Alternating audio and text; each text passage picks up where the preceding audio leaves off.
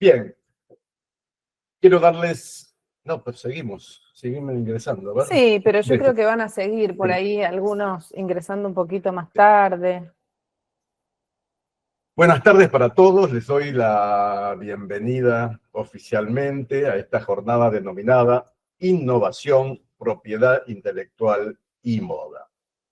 Esta jornada, organizada por el Colegio Público de la Abogacía, el Instituto de Derecho de la Moda y ASIPI, es preparatoria del 23 Congreso Internacional que organiza ASIPI, que se va a desarrollar entre el 30 de noviembre y el 3 de diciembre en Buenos Aires. Bien, dicho esto, les cuento cómo va a ser.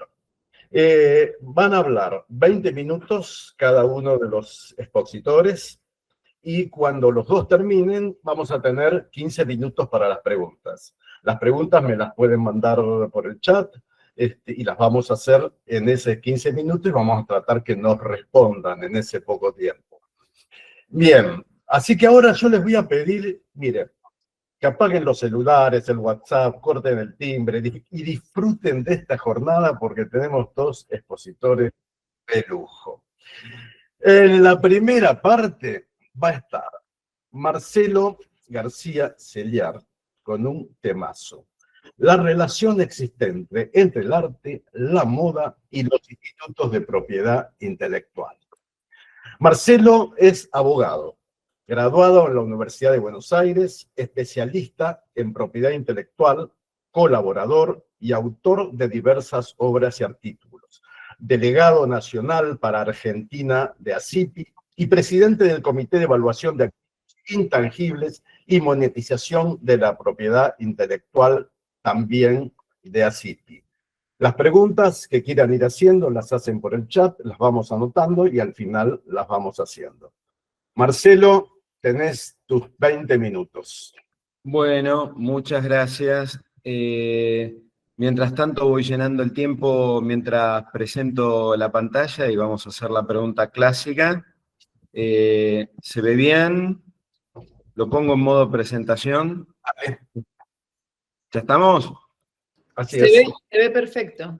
Bueno, listo. Bueno, en primer lugar, feliz de estar acá y de compartir con el Instituto de Derecho de la Moda del Colegio Público de Abogados este camino hacia el Congreso de ASIPI en Buenos Aires.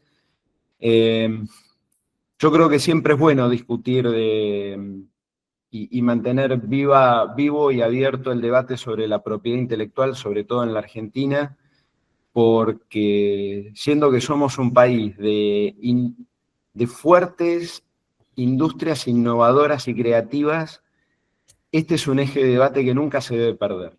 Así que, y una forma de celebrar que vamos a recibir a toda Latinoamérica acá en Buenos Aires y en nuestro país, es tener la oportunidad de charlar de estos temas. Así que agradecemos al colegio, que es un activo socio y cómplice de ASIPI en este tipo de actividades, y vamos al tema. La idea es hablar de cómo se cruza la moda, el arte y de alguna forma la tecnología en la comunicación de la industria de la moda. Esta es una tendencia que viene creciendo porque las posibilidades que da la tecnología para la comunicación de las marcas y de sus productos multiplican esos escenarios, multiplican esas posibilidades. Y en este andar se suman activamente espacios que antes eran de un corte más conservador, más académico, que son los museos. Entonces, creo que es entretenido ver cómo se cruzan estos caminos, porque nos da una oportunidad de reflexión distinta y revaloriza y potencia el rol que tenemos los que nos dedicamos a la propiedad intelectual cuando recibimos un cliente que puede ser un diseñador, puede ser una marca de moda, puede ser una empresa de tecnología o puede ser un espacio público-privado, como podría ser un museo. y dicen, nosotros vamos a ser parte de esta acción. Porque es increíble la cantidad de ángulos que proponen. Entonces yo lo que, más allá de que vamos a hacer como un pequeño relevamiento de por qué este enfoque más holístico, más 360 es relevante, después vamos a ver algunos ejemplos a distinto nivel de cómo juega la propiedad intelectual, dónde hay propiedad intelectual, que ciertamente les adelanto y me auto-spoileo, está en todas partes. Todo lo que, el cruce básico entre la tecnología y la industria de la moda es evidente que está generando una curva hacia el desarrollo de nuevos productos. Esto es lo más obvio y evidente. Constantemente se habla de nuevos materiales. Está obviamente también, cuando hablamos de nuevos productos, no solamente hablamos de los materiales, sino también del diseño. Pero empiezan a aparecer algunos elementos que a veces no los tenemos en el radar, no porque nosotros como profesionales no estemos advertidos, sino porque los potenciales clientes, o los clientes que ya tenemos hoy, no se ven en ese escenario como que demanda un análisis jurídico.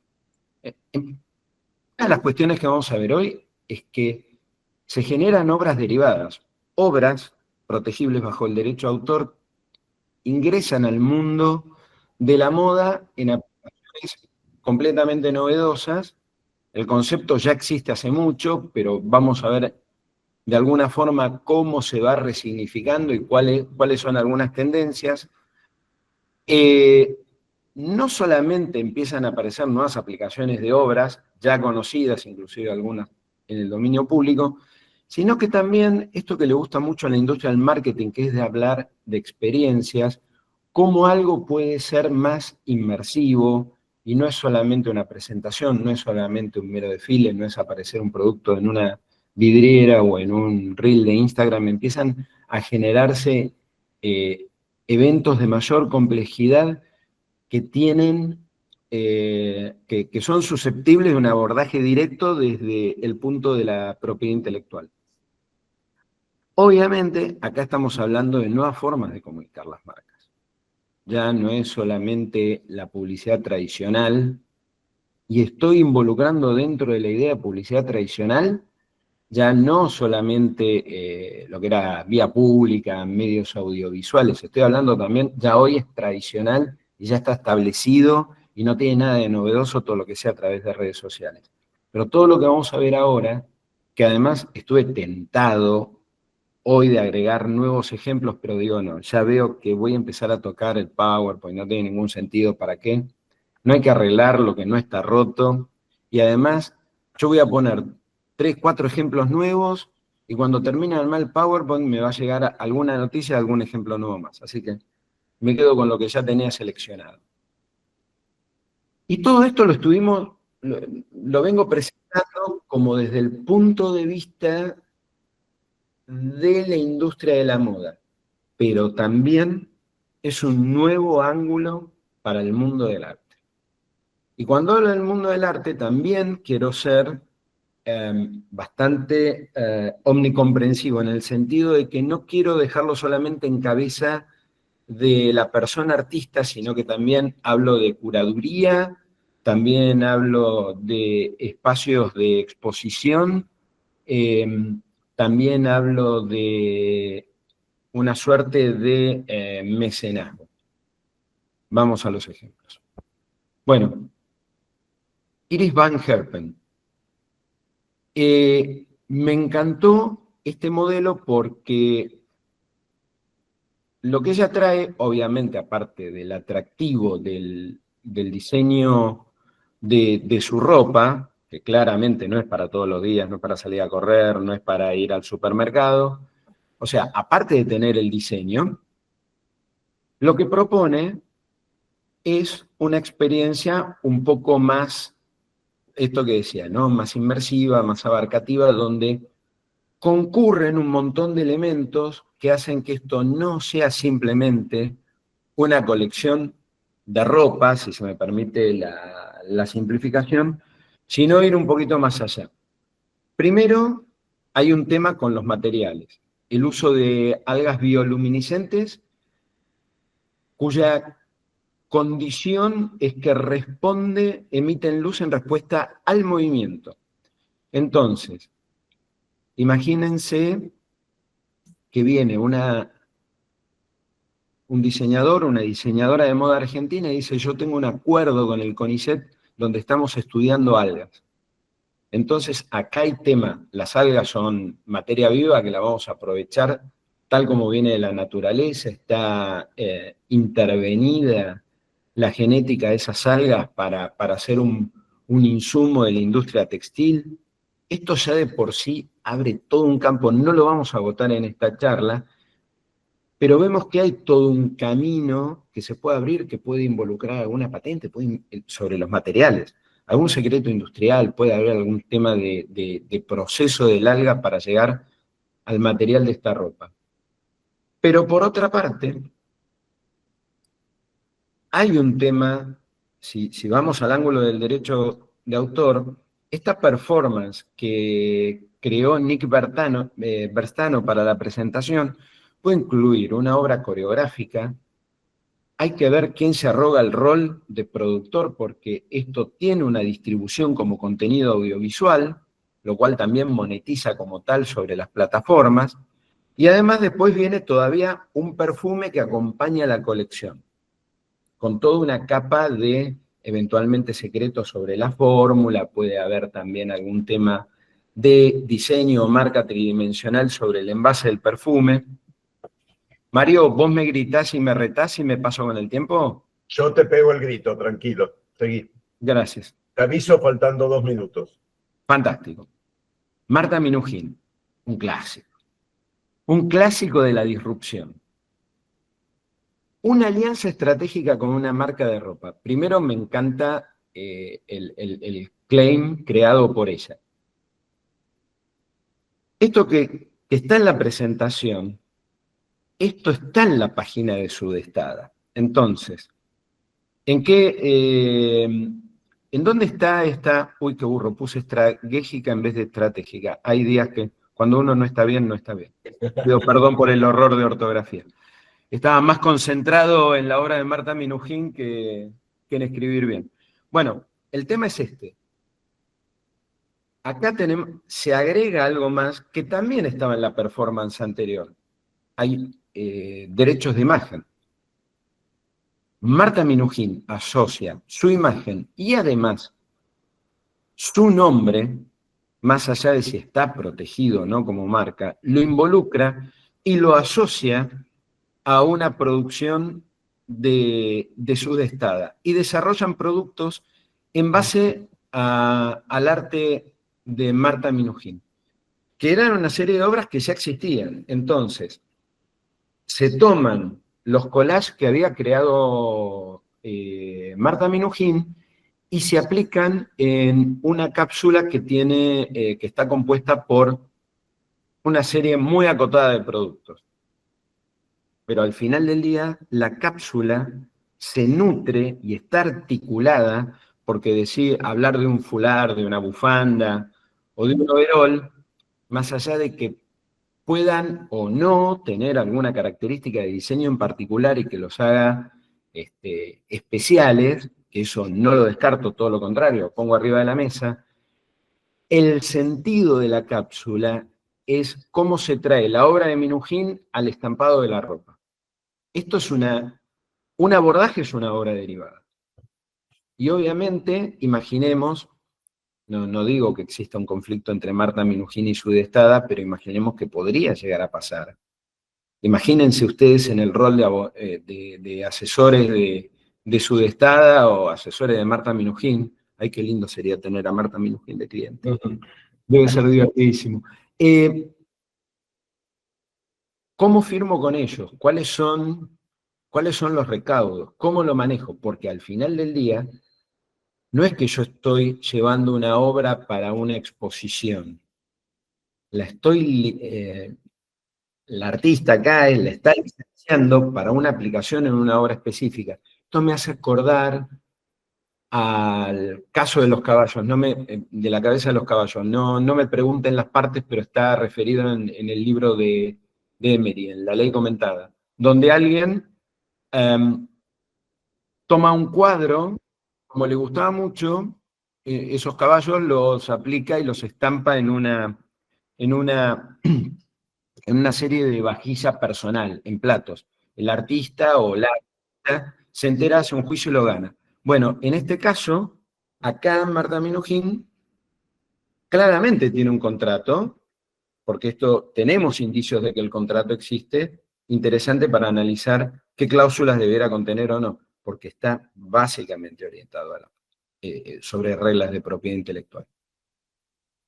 El tema de los museos me parece particularmente interesante para analizar. ¿Por qué? Porque esto nos lleva al rol del curador, que muchas veces se debate si el curador es solamente un recopilador de obras que las pone en un espacio, o hay una suerte de creación intelectual también en el concepto curatorial de una muestra y en la organización de recorridos y de espacios.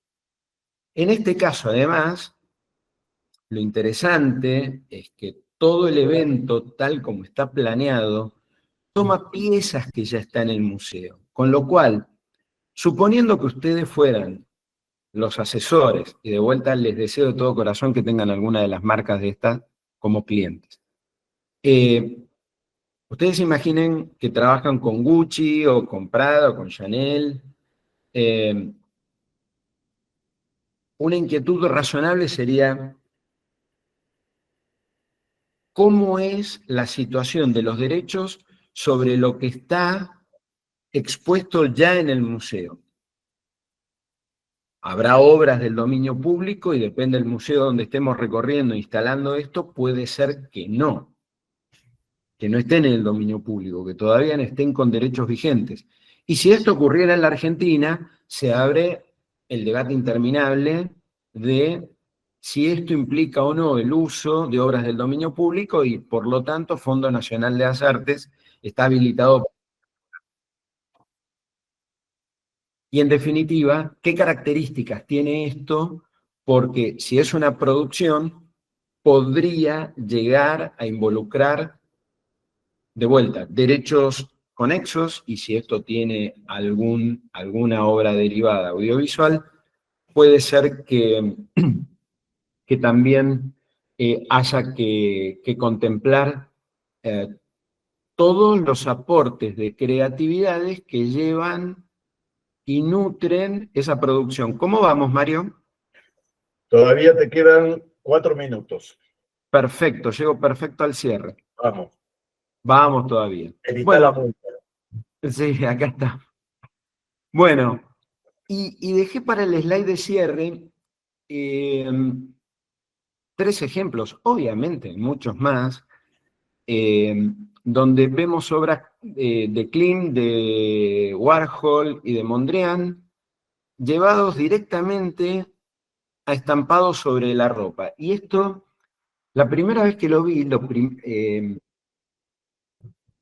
bueno, eso fue hace un montón, pero digamos, ahora cuando estaba preparando el PowerPoint, me volvió la idea de que muchas veces la creatividad va a una velocidad superior de la de el debido cuidado de seguir y crear una cadena de derechos sólida y consistente que permita estos usos sin ningún conflicto.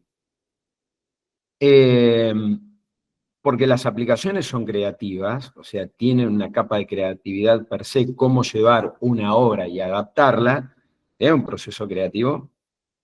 Para mí eso está claro, pero la verdad es que estamos partiendo de una obra creada por un tercero. Bueno, ¿quién tiene los derechos sobre la obra? ¿Qué le voy a pedir? ¿Para qué? Esto es simplemente una colección acotada donde yo simplemente lo que quiero es despertar interés sobre la marca como una marca paraguas, como el posicionamiento de la marca Gucci como tal, o de una colección en particular, de un producto en particular, por cuánto tiempo. Y bueno, y después volvemos a todas las cláusulas que ya conocemos del contrato de licencia.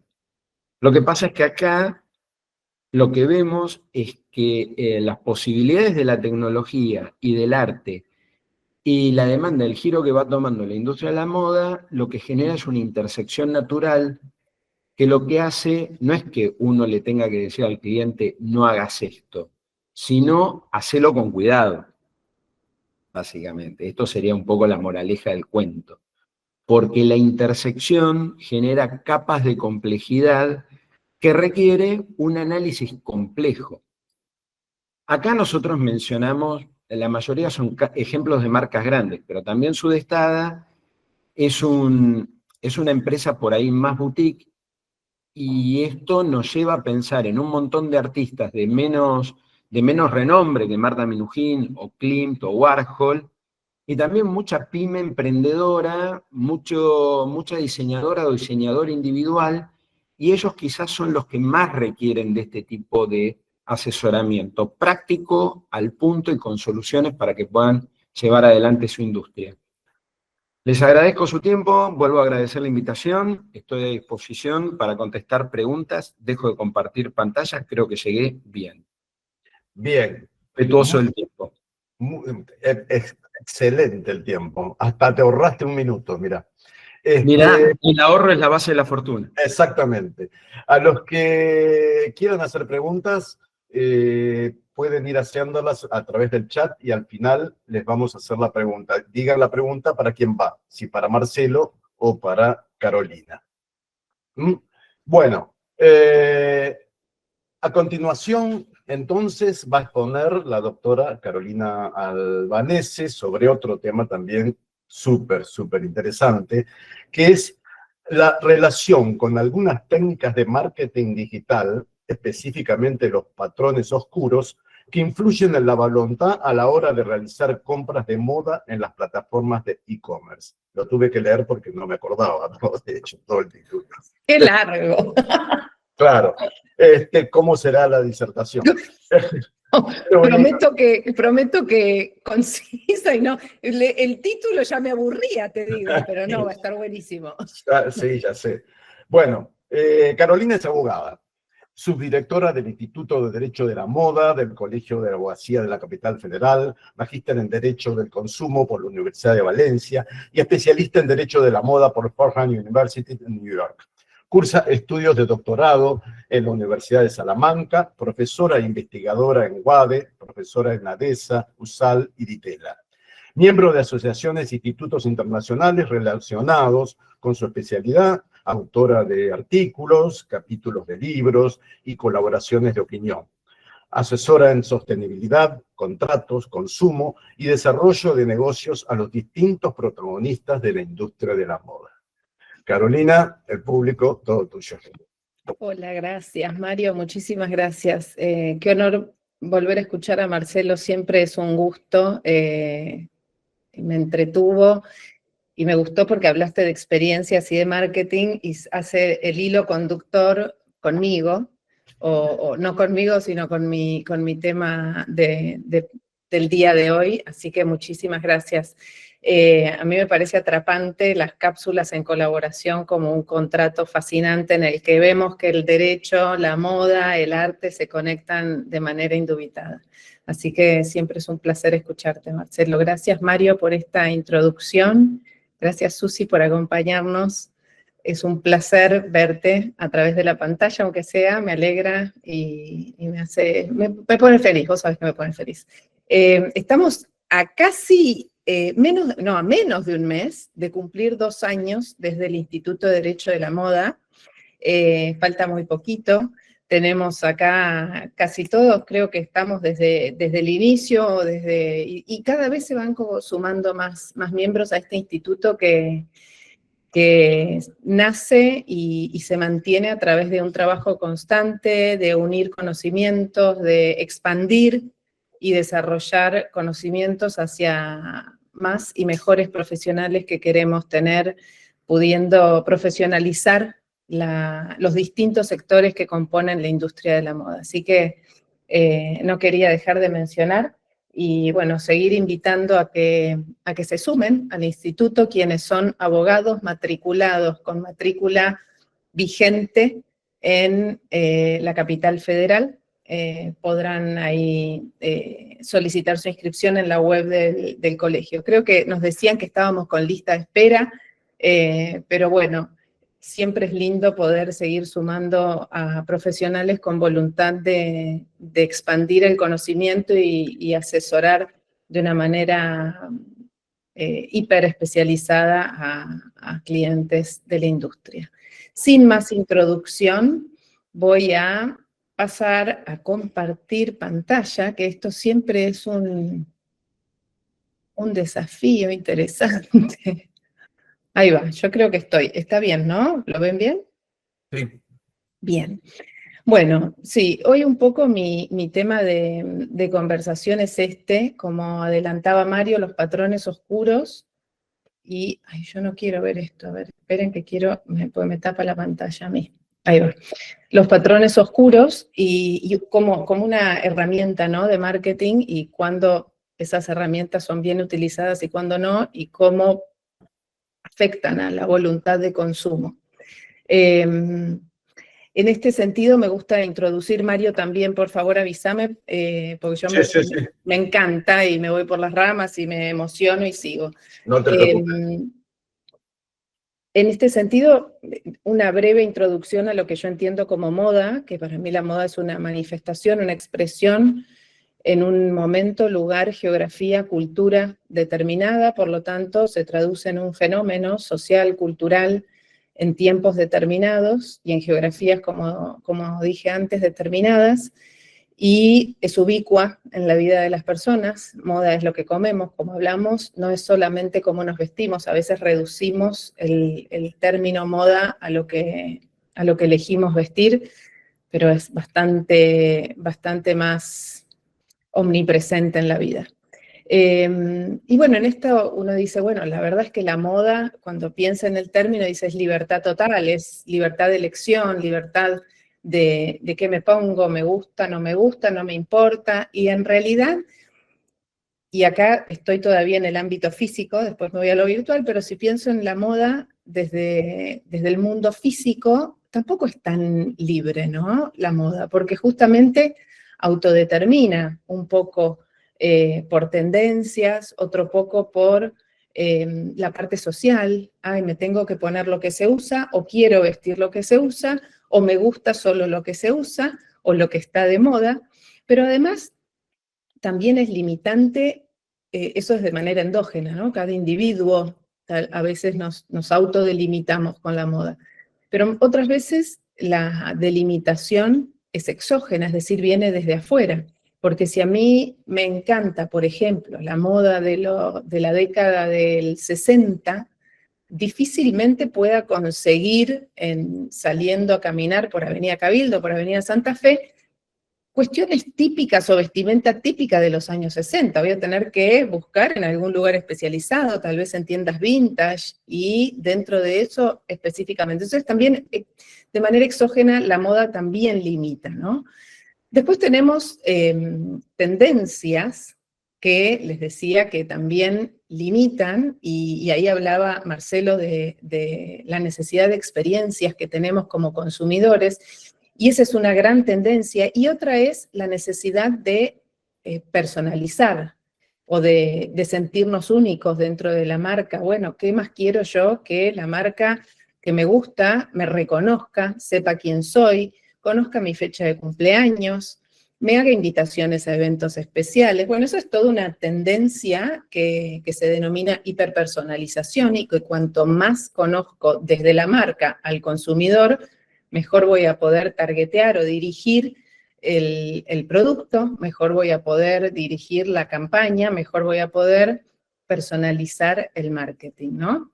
Y también la tecnología, que ayuda muchísimo a las marcas en esta hiperpersonalización, a través de algoritmos y cuántas otras cosas más. Y acá les digo que todo esto redefine la experiencia de consumo, y yo hoy que voy a hablar de patrones oscuros, voy a hablar de una de las más de 70 cuestiones que pueden transformar o deformar o limitar la voluntad del consumidor. Les digo por qué más de 70, porque es parte de mi tesis doctoral, entonces empecé a listarlas.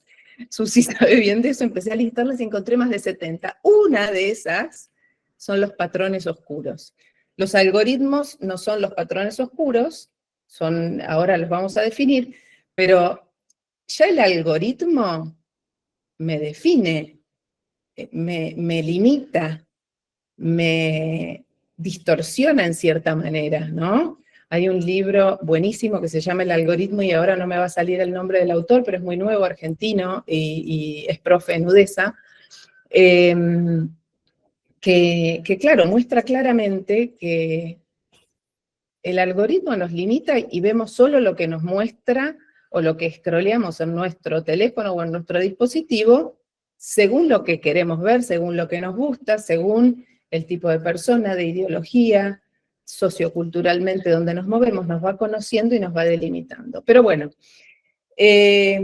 por eso les digo, todo esto genera, claro, ciertas tensiones entre la libertad que debería haber, la presión social que tengo de cómo me visto, y obviamente también las técnicas o herramientas de marketing que entran a jugar cuando consumimos de manera digital, y es donde voy a entrar yo, ¿sí?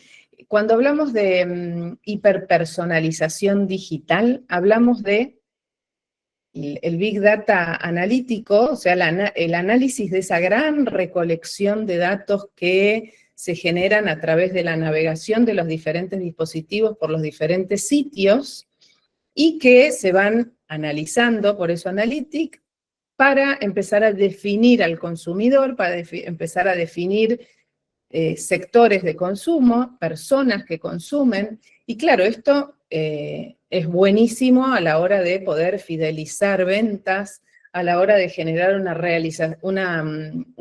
relación con mis clientes mucho más real, mucho más humana, pero no es libre de sesgos, ¿sí? No es libre de esta hiperpersonalización de crear sesgos, es decir, me va a mostrar un montón de cosas y me va a dejar obviamente de mostrar todo un mundo enorme. Va a tener otro riesgo que es la manipulación y la extracción constante de los datos, que esto no es un tema que yo abordo directamente, yo abordo de nuevo, como dije, la deformación de la libertad o de la toma de decisiones y la distorsión de la autonomía. Como les decía, en general, esta hiperpersonalización digital que está rodeada de herramientas, los patrones, los dark patterns es una, rodeada de herramientas, debería ser, o la mejor forma en la que actúa, o los mejores resultados o outputs que esperamos de la hiperpersonalización, es optimizar producción. Piensen que si yo lo pienso en términos de sostenibilidad o de una producción de negocio responsable, podría optimizar lo que voy a producir y lo que voy a seguir generando en las próximas temporadas según lo que analicé de los datos, por ejemplo, y el target de mi cliente y demás, podría servirme para eso. Obviamente para optimizar tiempos, recursos, mejorar estadísticas y por ende mejorar también mi profit o mi revenue, ¿no? Pero como consumidores a veces cada vez vemos menos, ¿sí? Tenemos a la vista menos y se nos genera desde las marcas mayores urgencias o se nos oculta información. Hay diferentes tácticas, ahora las vamos a ver brevemente. Entonces, como consumidores, a mí me genera esta pregunta, ¿no? ¿Solo voy a ver y voy a tener al alcance lo que las marcas suponen que debería agradarme? ¿Dejo de ver un montón de cosas porque no me van a interesar? Y esto lo he conversado en mesas familiares incluso, en lo que me dicen es, bueno, pero es genial, porque a mí no me muestra lo que no me gusta. Y yo no coincido, porque yo entiendo que como consumidores la mayor libertad es proporcional a la mayor cantidad y calidad, no solo cantidad, de información disponible. Entonces, el limitar la información es una forma de quitarme libertad. Y desde las marcas, el planteo es, ¿dónde está esa línea? ¿Dónde está ese punto, ese deadline, esa línea en la que digo, bueno, hasta acá llego para ofrecer mis productos a un consumidor que sé que le van a gustar, ¿no? O sea, estas herramientas son las que uso y las uso de esta determinada manera. Y esa es una decisión de las compañías en las plataformas o en los e-commerce que tiene que ser respondida de manera urgente. Porque a nosotros los UX designers, o sea, los diseñadores de UX o los programadores nos pueden presentar un sinfín de herramientas y cada vez van a poder presentarnos más. Y va a estar en las compañías esa decisión de, bueno, ¿cuáles utilizo, no? Entonces ahí vamos a ver cómo se da esa responsabilidad o cómo definimos esa responsabilidad. Entrando entonces en qué son los patrones oscuros, están definidos, la verdad es que no hay una sola definición y hay muchas clasificaciones de diferentes patrones oscuros, pero hay una definición que es, que le podemos dar, que son como interfaces, que es como actúan, diseñadas para producir acciones predeterminadas, es decir, son herramientas de marketing que actúan por interfaces para producir en el consumidor una determinada acción, ¿sí? Entonces, claro, viene desde el diseño de experiencia de usuario, de UX, ¿no? Y viene programada, es el accionar del diseñador de UX, del programador, y después las decisiones de marketing o de cómo encaran esas acciones de marketing en los e-commerce las empresas o las marcas.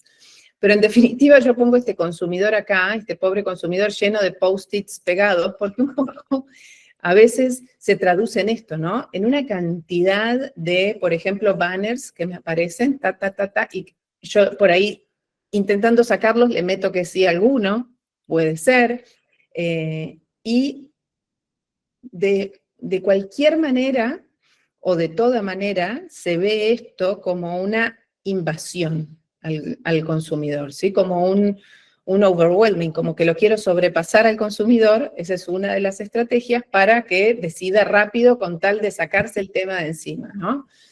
Cuando uno está lleno de post-its, a veces que cuando hablamos con gente que la tiene muy clara, dice, bueno, ante esto calma, bueno, la realidad es que la reacción habitual e inmediata es, bueno, a ver, intento actuar rápido. Algunos, les dije ahí, dentro de los dark patterns, que son una herramienta de las 70, hay más de 30 tipos de dark patterns, ¿no? Pero algunos de los más conocidos o los que más podemos reconocer nosotros como consumidores, nagging, que es la insistencia constante, que te aparece y te aparece y te aparece, insisten en que compres, insisten.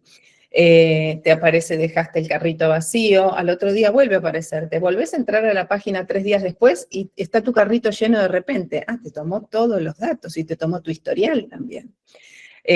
Otro es Roach Motel, que es buenísimo, que es el típico que nos sucede en varias ocasiones, en los que para darnos de alta es facilísimo, y cuando queremos darnos de baja nos cuesta un montón. Tenemos que comunicarnos con atención al cliente, mientras que debería ser paritario, es decir, debería ser coherente. Si la baja es fácil, si el procedimiento de alta a una suscripción o a una página es fácil, debe ser igual de coherente y fácil la baja.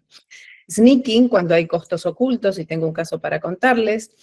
Hidden information, obviamente textos ilegibles con una tipografía muy pequeña o blureados. Muchas veces se usa la técnica como de sacarle nitidez a las letras para que nos cueste mucho leerlas y prefiramos, la verdad que, bueno, no leer. A ver, las cookies, acepto todas, ¿no? Acepto todas antes que me siga apareciendo el cartel.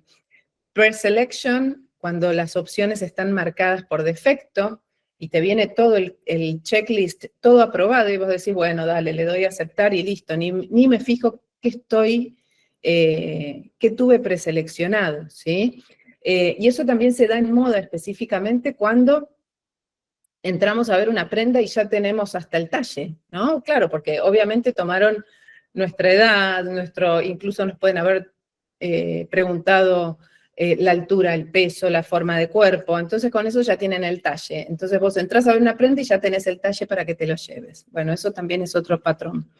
Disguised ads es la publicidad camuflada, cuando no entendemos bien y nos aparecen cartelitos y no entendemos, y las forced actions son cuando desde la web te fuerzan o sea, te obligan a hacer algo para continuar con la navegación. Por ejemplo, ingresa tu mail, por ejemplo, ingresa tu fecha de cumpleaños y vas a tener un súper descuento. Esos son algunos, ¿no? Pero lo que quería con estos ejemplos era ponerlos como, además de la definición, ponerlos en tema en la práctica. Y algunos impactos directos de estos dark patterns o patrones oscuros, obviamente es la erosión de la autonomía como consumidores, que muchas veces es tan la gota que horada la piedra, ¿no? Tan insistente, pero a la vez tan casi imperceptible, que no nos damos cuenta que erosiona nuestra autonomía. Otro impacto directo es la falta de transparencia. De proveedor a consumidor, una de las cuestiones básicas que deberíamos respetar es la transparencia, que la información llegue, que llegue completa, sea veraz, cierta, adecuada. Bueno, todo esto concluye en una falta de transparencia. Luego, hay una pérdida de confianza o hay un resentimiento en la confianza del consumidor cuando empieza a percibir, ¿no? Cuando son muy evidentes estas herramientas. Y también algo que a mí me genera una cuestión muy de mi campo de acción es la distorsión del mercado y la competencia desleal. ¿Cómo no? Quienes utilizan estos patrones oscuros, ya con el nombre, ¿no? Patrones oscuros, ya es oscuro, ¿no? Ya algo oscuro es algo que tiene que estar en la clandestinidad.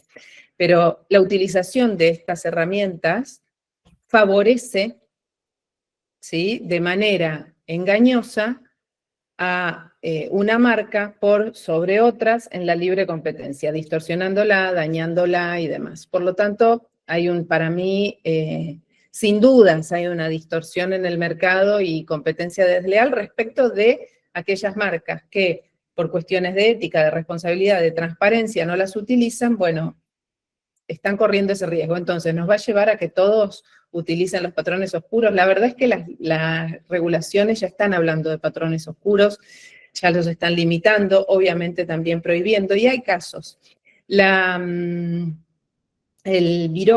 Buró de Protección al Consumidor de la Unión Europea inició ahora, esto es junio del 2025, una acción junto con otro grupo, asociaciones de consumidores, contra Shein por el uso de patrones oscuros, y lo que manifiestan o lo que alegan es que cuando se entra a la aplicación hay, por ejemplo, oferta hasta hoy, se termina hoy, cantidad limitada, stock limitado. ¿Estoy mal de tiempo, Mario? Perdón, Caro, te quedan 2 minutos. Bueno, este es un caso que lo voy a seguir muy de cerca, me interesa mucho porque justamente es contra Shein, indiscutida aplicación de moda ultra rápida. Eso en Europa. En Estados Unidos hemos visto la FTC, obviamente, a través de Defensa del Consumidor. Esta ya es multa, se aplicó una multa y se está recolectando y entregando a los consumidores que fueron damnificados desde el 2022. El inicio fue en el 2019 y era un e-commerce que les decía que por un pequeño costo obtenían una cantidad de productos de muestras gratis, para prueba gratis, no tamaño chico, tamaño normal, de prueba gratis, solo pagando el envío. Después, cuando ponían toda la información, les llegaban costos de $90 o más y suscripciones obligatorias. Y bueno, el gran caso es el de Fortnite, donde la FTC llegó a un acuerdo con Epic Games, inició una acción y llegaron a un acuerdo, y en el acuerdo de Epic Games está pagando, ahora pagó la segunda parte de una multa de un total de $245 millones a consumidores por obligarlos, sin que se den cuenta, a comprar pavos, que es la moneda del juego, a comprar skins, obligarlos y utilizar sobre todo también a menores de edad para entrar en este juego, ¿no? Y si no entrabas en el juego, no podías, si no tenías la skin, no ganabas nunca. Bueno, todas esas cuestiones, este caso es muy, muy paradigmático para ejemplificar los patrones oscuros. Brevemente, les digo que en cuanto a regulaciones, la Unión Europea nos menciona en la DSA, regula específicamente los patrones oscuros. Inglaterra también tiene regulado, Estados Unidos tiene regulado, nosotros contamos con la Constitución. A ver, si hablamos de la legislación sobre patrones oscuros y decimos, no tenemos nada, no podemos hacer nada, la realidad es que no. Cualquier país que tenga regulación de defensa del consumidor y lealtad comercial básica va a poder, de alguna manera, regular esta cuestión de los patrones oscuros, ¿no? Y protección de datos también, porque obviamente todo esto ataca directamente también a la privacidad y a la protección de los datos personales y sensibles también incluso.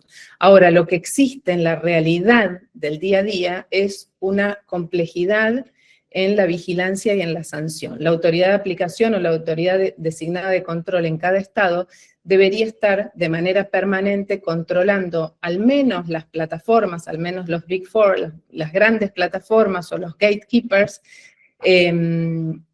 por el uso indebido. Lo que pasa es que justamente estas plataformas son las que más cuidan esos aspectos, y la realidad es que se da en muchísimas tiendas y en muchísimos sectores del e-commerce, ¿no? Del comercio digital. La realidad es que la autoridad de control debería monitorear las prácticas y responder a las denuncias. Por lo general, como digo acá, las compañías que utilizan los patrones son reactivas y dejan de utilizarlos después de la sanción. No es que ante la legislación se portan bien, digamos. Son reactivas, aunque haya legislaciones muy complicadas, siguen actuando y ante la sanción rectifican. Pero por lo general la conducta es de usarlos hasta que les llega la sanción. Al final de cuentas, y cerrando, la ética es la verdadera frontera de la moda, y no solo en digital. Porque al principio puse de la moda digital y después puse entre paréntesis, porque en realidad sería de los negocios para mí, y la entiendo la ética como un concepto omnipresente y holístico, y tendría que ser transversal en las compañías, y para esto las empresas tendrían que proponerse o tener en su misión, visión, objetivos, equilibrar, ¿no? La tecnología con el almacenamiento, uso de datos y con sus valores, como dije, y esto va a ser posible siempre que lo planteemos desde un diálogo interdisciplinario entre juristas, tecnólogos, diseñadores, y como siempre en equipo, como es la mejor de las industrias, que es la industria de la moda, que a mí me parece que hace un trabajo en equipo sensacional cuando lo plantea de buena manera y de una manera ética y responsable. Gracias. Bueno, muchísimas gracias, Carolina. Ya te notificaremos la sanción por pasarte del horario. Ay, perdón. Abrimos el chat entonces para las preguntas. Y mientras tanto, yo tengo dos preguntitas para los dos expositores. Empezamos por Carolina. Una pregunta así tipo práctica. ¿Qué puede hacer una empresa de moda para evitar incurrir en esta manipulación digital? Bueno, primero que esta manipulación digital surge de la misma empresa, ¿no? El utilizar estas herramientas. Entonces, lo que pasa es que a veces es a través de proveedores externos. Entonces, me parece que hay un proceso de mapeo de proveedores, de cadena de proveedores, y también de decisiones, de toma de decisiones basadas en la transparencia. Es decir, yo tengo que ver quiénes son mis proveedores, qué me están proponiendo y qué toma de decisiones tiene la empresa en ese sentido. De nuevo, tendría que estar alineado con misión, visión y objetivos de la empresa, ¿no? Para de ahí en más cascadear y que todo fluya. Claro. Marcelo, una pregunta. Vos hablaste de la intersección un poco de la moda y del arte, ¿no es cierto?, a través de instrumentos de la propiedad intelectual.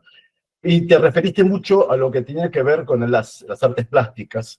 ¿Esto lo podemos también ampliar hacia otro tipo de arte? Por ejemplo, el arte cinematográfico, el arte teatral. Sí, por supuesto. Sí, sí, por supuesto. Es buena la pregunta y gracias, pues me doy cuenta que por ahí, al seleccionar los ejemplos, casi tomé un sesgo por lo que me divierte a mí, pero sí, efectivamente, esto aplica a todo tipo de artes. Y de hecho, mira, le voy a dar todavía, es como que voy a escalar tu pregunta Dale. y te voy a llevar como a dos lugares. Por ejemplo, uno de los temas que suele aparecer frente al evento mundial Copa Libertadores Sudamericana es la reproducción de,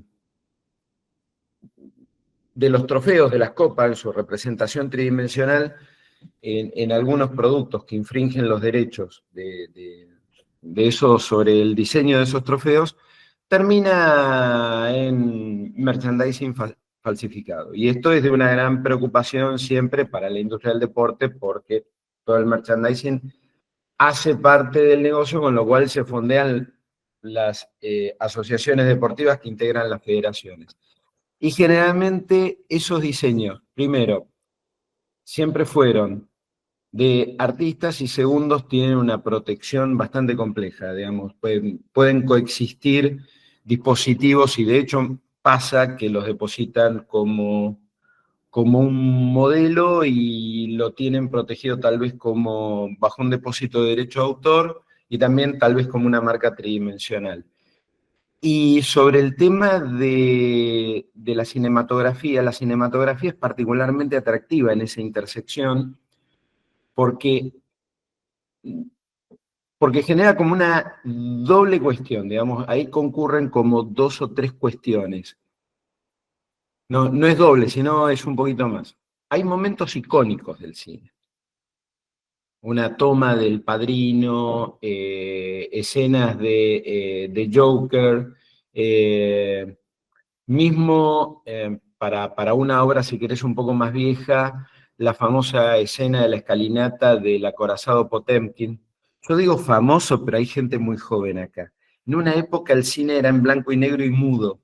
¿En Una de serio? las obras icónicas de esa época, donde increíblemente no existía internet, pero fue posterior a los No. dinosaurios, había una película icónica es El acorazado Potemkin. Y hay una escena donde, de unas escalinatas que es muy icónica. Bueno, ese tipo de momentos icónicos del cine terminan muchas veces en prenda.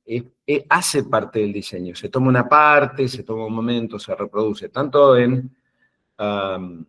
digamos, en forma regular y en otros casos infringiendo derechos.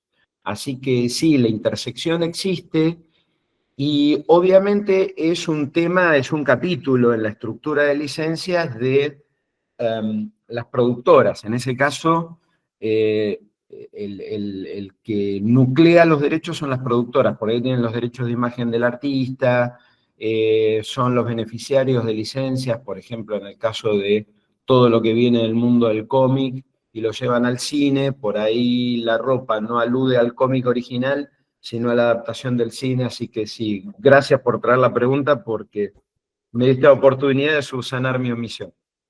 Muy bien. Sí, Mario, perdón, ay, no sé si no, ibas a no. leer que había una Gisela pregunta. Villalba tiene una pregunta, pero no sé para quién es. Si me lo aclarás, le hacemos la pregunta. Mientras tanto, tengo alguna otra pregunta para vos, Carolina. Tenemos tiempo todavía Dale. porque, sí, recién son las 16 horas. Si tuvieras que anticipar el próximo gran debate jurídico en la intersección, yo estoy con el tema de la intersección, entre moda y tecnología, ¿cuál crees que va a ser? Para mí, bueno, para mí es esta. Entre moda y tecnología, yo no voy a decir otra que que que en la moda el consumidor es vulnerable porque nos presionan de distintos lugares y nos autopresionamos. Y la tecnología debería acompañar de una manera, de nuevo, responsable a estas vulnerabilidades y no generar una doble vulnerabilidad hacia el consumidor. Esa por un lado, y por otro lado, la responsabilidad que se genera, la responsabilidad jurídica obviamente, que se genera, y a quién, si hablo de patrones oscuros específicamente, ¿a quién deberíamos achacarle esta responsabilidad? ¿Al diseñador de la experiencia de usuario? ¿Al programador? ¿A la marca que utiliza estas herramientas y pone al consumidor en esa situación? ¿A uno solo de ellos? ¿Una responsabilidad compartida? ¿Sería solidaria? ¿Sería mancomunada? Bueno, me parece que son esas dos cuestiones y obviamente si hablo de tecnología como término en general, no puedo dejar de pensar en todas las cuestiones que desde la propiedad intelectual nos generan las preguntas de autoría, propiedad y demás. Bien. Gisela me aclara que, bueno, es futura diseñadora de alta costura y pregunta para Carolina, en caso de trabajar para una marca, por ejemplo, Dior, como diseñadora de la marca, ¿tengo derechos como diseñadora propia del indumento o se apropia en su totalidad la marca en sí? Es un montón esa pregunta, porque te cuento. Vos podés trabajar en relación de dependencia para la marca, y ahí va a ser un encargo de trabajo de terceros, si no me equivoco, Marcelo, y ahí va a ser propiedad de la marca. Estoy de acuerdo. Sí. O podés trabajar como freelance, como independiente, y ahí deberías tener un instrumento, sugiero un instrumento muy claro en el que, el derecho de autor o la autoría siempre no se va a ceder, ¿no? Es una parte, la autoría de la obra va a quedar siempre, es un derecho de la parte moral de los derechos de autor que no se cede, no, es intransferible. Pero ahí en ese instrumento, si vos trabajás como independiente, que pasa muchísimo, bueno, te contrato para que diseñes, y no, me encanta que sea Dior el que te contrate, pero puede ser cualquier marca de acá de Argentina, pequeña, mediana, grande, y te diga, bueno, quiero que me diseñes, o por ahí ni siquiera las prendas, la estampa, de la colección de trajes de baño de primavera-verano 2027. Bueno, ok, ahí no podés dejar vos como diseñador, porque muchas veces se lo dejamos solo a la otra parte, ¿no? Librado al azar, mandame el contrato, o te simplifican en un mail los términos y vos decís que sí, y ya para nuestro Código Civil y Comercial de la Nación hay consentimiento. No deberías dejar de prestar atención, y es una herramienta incluso de negociación, la propiedad intelectual en sentido amplio de todo tu trabajo. Así que eso a tenerlo muy en cuenta, según cómo sea esa relación, ¿sí? Marcelo, no sé si Marcelo, ¿querías agregar algo? La explicación de Caro fue precisa, clara, comparto todo, y lo único que me permito subrayar la importancia de lo último que dijo es caracterizada el vínculo entre quien contrata al diseñador o la diseñadora. Si no es una relación de dependencia, Carolina lo dijo perfecto. Hay que tener un documento claro que explique qué está cediendo o qué está licenciando, qué está autorizando y los términos de esa relación. Porque los mails, coincido de vuelta con Carolina, siempre son ambiguos, confusos y son, si cerrás algo por mail, es seguramente fuente de muchos problemas. Así que coincido. Bueno, perfecto. Veo que hay en el chat muchos agradecimientos a ustedes y muchas alabanzas también por lo claro y específico que fue todo la disertación de cada uno de ustedes. No, lo que no hay es más preguntas, seguramente. Sí, porque perdón, Mario, me metí. Laura Castro dice, para Marcelo y Carolina, y yo te ¿A dónde incluyo a está? vos también, te aviso. ¿A Acá lo dónde estoy está? leyendo. No lo veo, no lo tengo. Laura Castro, 1604, tanto para Marcela como tanto para Marcelo, perdón, y Carolina. Consulta, ¿qué material, ya sea libros, Ahí está, se me autores? perdió. Perdón, discúlpame. No, por favor. Perdón, Laura, no lo había visto. Sí, yo te la hago y ustedes deciden quién lo va a contestar. ¿Qué material, ya sea libros, autores o documentales, recomiendan para adentrarnos más en dichas temáticas? Moda, cine, propiedad intelectual, marcas o un consejo que quieran darnos para quienes queremos adentrarnos en este mundo. Gracias por la exposición, brillante ambos. Esto es lo que dice Laura Castro. Y me parece que la bibliografía que hay en esta materia, o sea, es demasiado amplio. Me cuesta imaginar una lista acotada, porque como es una industria que también tiene una fuerte tendencia a ser transnacional, si yo te dijera libros de autores argentinos, por ahí hasta nos quedamos cortos. Sí. Porque si lo mirás desde el ángulo más específico del derecho de la moda, ya también hay todo un volumen de literatura y obras de referencia. Yo diría, Carolina, yo tiro algunos autores Dale. del lado de la propiedad intelectual y vos complementás desde el derecho de la moda, algo así. Si hablamos de marcas, en Argentina un clásico es el libro de Jorge Otamendi. Más contemporáneo, una obra más nueva, muy profunda y muy buena, es el libro del doctor Octavio Mittelman. En temas de propiedad intelectual, yo te diría que es inevitable leer todo lo que haya producido Delia Lipsky, que tiene un libro maravilloso y tiene 100.000 artículos, y es una genia y sabe un montón, y con un enfoque muy práctico, la ley comentada de Miguel Ángel Emery e Iván Poli para diseños.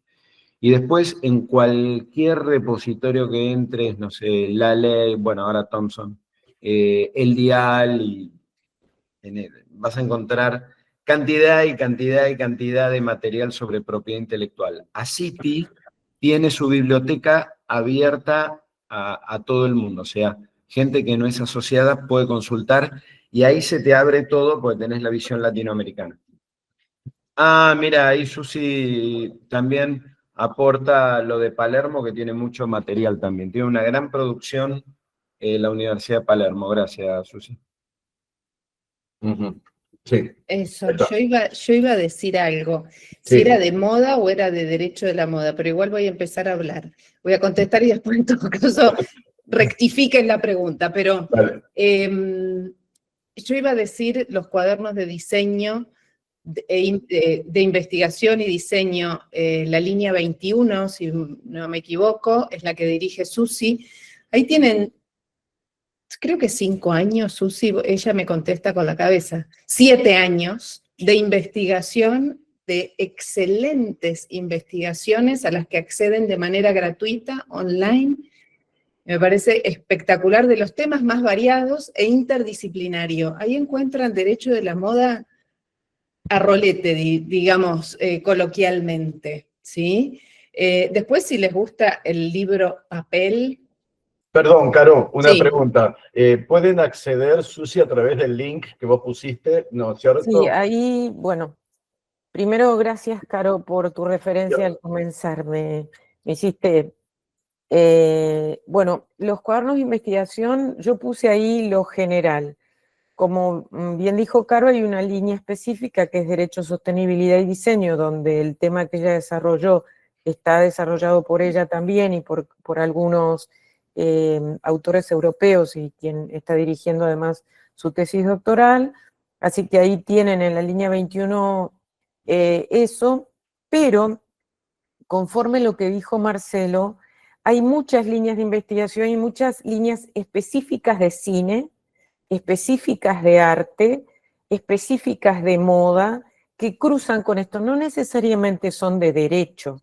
Y entonces sí si quieren entrar en el tema, me parece que sería bueno que sondeen allí, busquen, por eso puse lo general, está muy indexada esa página, de modo tal que pueden encontrar en distintos cuadernos amplitud de esto. Y por último, el libro que les recomendó Carolina del algoritmo es de Joan White, que se los puse ahí, así que sí, gracias a los dos por recomendar los cuadernos, pero hay amplio, ahí pueden entrar, hay mucha producción como dice Marcelo, y como está tan controlado, eso realmente es de alto nivel, ¿no? Sí. Perdón, Caro, te interrumpí, así que para aclarar este punto, pero seguí con lo que estabas... No, después les digo, esta es la última obra de Derecho de la Moda en Iberoamérica, que es de la editorial Aranzadi, dirigida por Enrique Ortega Burgos, que tiene 2 tomos en los cuales participa Susi, participo yo, Susi ya como coordinadora y yo ahí también ayudándola. Hay uno que es más viejito y está en inglés, que es Fashion Law and Business, que es uno de los primeros de Jerseca y Hogan. La verdad es que son libros que acá en Argentina todavía son difíciles de conseguir en físico. Creería que el de Fashion Law, les digo que está en ebook, entonces ahí pueden tener una versión en ebook que la compran desde Argentina y de todos los países que nos están mirando. Bueno. No, y después para el último, Sociología de la Moda. Hay uno de Simmel, que es indispensable, y este otro de Moneiron, que es hermoso, y son cortitos. Hablando de distintos No digo países, más. tengo acá, espérate que lo encuentre porque lo tenía recién, sí, Ana Luisa Sánchez, desde Madrid, por supuesto que dice que son excelencias las ponencias y manda sus felicitaciones, y dice que dentro de este contexto, ¿cuáles son sus expectativas? O sea, le pregunta a los dos, y premoniciones respecto a la inteligencia artificial. Tenemos para 4 horas más. Inteligencia artificial. Es decir, ¿cómo creen que vaya a impactar en mediano plazo? Gracias, saludos desde Madrid. Bueno, nos quedan pocos minutos, así que les dejo como última pregunta para... Muchas Empezá, gracias. Marcelo, que Analisa. estuviste ahí, justo antes de acá, estuviste Mira, en temas. Sí, justo hoy estuve con una charla también de inteligencia artificial. Yo creo que es muy difícil saber para dónde va a salir esto disparado. Lo que sí te puedo asegurar es que es como una tendencia tecnológica ya imparable y la curva de adopción de esta tecnología es acelerada. Digamos, si entran en Google y buscan inteligencia artificial, obviamente le va a traer un montón, digo simplemente para tener una perspectiva histórica de cómo van apareciendo las publicaciones, cómo se van incrementando el volumen de lo que viene. Y ahora ponen agentes de inteligencia artificial, que era algo que hablábamos con Susi, con Mario y con Caro antes de empezar el panel. Yo creo que el tema va por ahí, porque la inteligencia artificial ya se está usando, ya la tenemos instalada, ya casi que no hay novedad. Pero lo que está avanzando muy fuertemente es la tecnología de agentes. Y yo creo que esto va a traer grandes cuestiones jurídicas porque justamente por las facultades que tiene el agente como tecnología. Al tener mayor autonomía, la capacidad de adoptar decisiones y ejecutarlas, cuando vos ves que hay tecnología usable, no solamente como ropa, sino como accesorios, y ahí hay comprometidos temas de datos, temas de salud, yo creo que es un montón. Yo creo que se va a complejizar mucho y todo el eje de la mirada del consumidor y del marketing que hoy proponía Caro va a tomar mucha más relevancia aún, mucha más. Carolina. Yo puedo decir que a mí me parece fascinante, a mí me entusiasma mucho, porque trajo una palabra a la mesa que estaba como olvidada y puesta, viste, como cuando ponen el polvillo abajo de la alfombra, que es la ética. Entonces, traer al juego la ética y que todos estemos mencionándola y que todos nos estemos, y que las regulaciones, los sectores públicos estén hablando de cómo manejamos esto. Y desde las empresas también lo estén haciendo, me parece sensacional. Creo que como apoyo todo lo que dijo Marcelo, diría idem, idem, idem, no es posible dimensionarlo, y menos aún desde lo jurídico, que las cosas van a velocidad de la luz y nosotros estamos como la tortuga, siempre el derecho va un poco más lento porque merece un análisis y surge desde la persona humana, así que eso. Bueno, con esto vamos a dar por finalizado, pero antes quiero agradecer muchísimo a todos los que nos acompañaron, que fueron muchos a lo largo de esta hora y media casi, y a todos los que participaron, especialmente también a Marcelo y a Caro, que fueron brillantes realmente en sus exposiciones, y que fueron alabados por todos a través del chat, ya lo van a ver después. Agradecer especialmente a Susi, que nos acompañó hoy, que siempre hace sus excelentes aportes, y al Colegio Público de la Abogacía de la Capital Federal, especialmente al Instituto de Derecho de la Moda, y por supuesto a la Asociación Interamericana de la Propiedad Intelectual, ASIPI, a la cual les deseamos muchísimo éxito en el próximo congreso a desarrollarse en Buenos Aires dentro de unos pocos días, nada más. Mirá, ya arrancamos muy bien con esta previa, así que... Arrancamos con esta previa, excelente. Así que, bueno, muchísimas gracias a todos y seguramente nos veremos en una próxima. Gracias.